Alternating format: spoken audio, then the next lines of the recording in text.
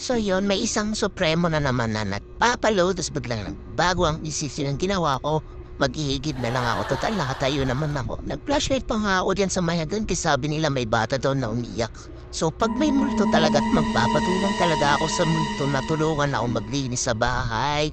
So yun, pupunta ako ng labas para magsalok ng tubig. Pasilip-silip pa ako dyan mga bradensis kasi nantay ko yung aking TikTok na in-order. So wala pa din. Balik na naman ako habang inantay ko yung tubig. At anito ako pag ako lang mag-isa. Masipag ako, cherries. Yan.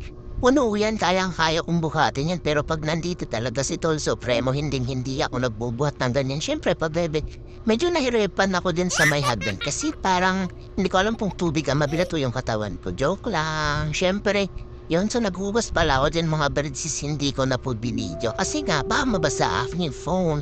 After ko maghugas yun, minekos-mekos ko yung higaan namin. O yun, no, pinupi ko din yung kulambu ko na kahit hindi ko katabi si Tol Supremo, basta yung kulambu ko katabi ko.